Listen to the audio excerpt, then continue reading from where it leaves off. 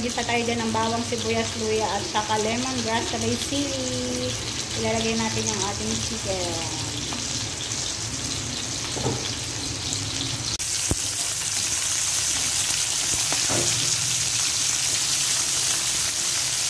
Ayan guys, nilagay na natin yung ating chicken. Maglagay tayo dyan ng suka kasi yan ay adobo sa gata. At maglagay din tayo guys ng salt. And then maglagay din tayo dyan guys ng black pepper. Ayan. At yan guys ay halu-haluin muna natin bago natin yan lagyan ng gata. Kailangan yan ay maigisa muna natin yan ganyan. Ito naman guys, habang nakasalang yung ating manok guys, na pinapalambot muna natin, babalikan naman natin ang ating ilalagay na papaya guys.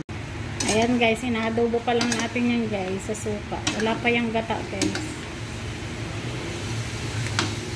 Ilagay tayo guys ng chicken cubes.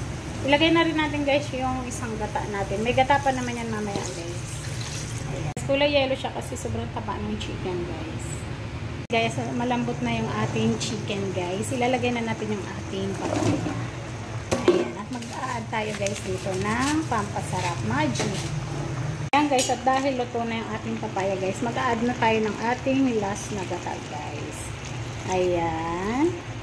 Hindi ko iubos guys kasi masyado marami. At saka dahil wala tayo guys nabili na dahon ng malunggay, dahon ng sili na lang. Yan ang ilalagay natin. Ayan. Tsaka yung sili, ayan na rin.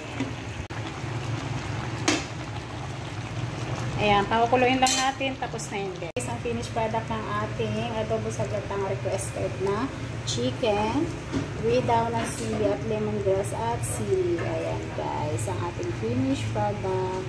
Yummy, ginataang chicken.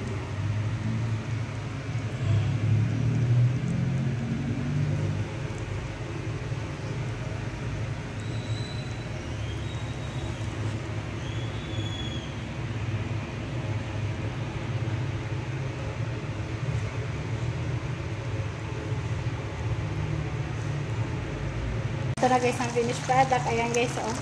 Napakaraming sili niyan guys. Ayan. At magmamantika-mantika yan guys.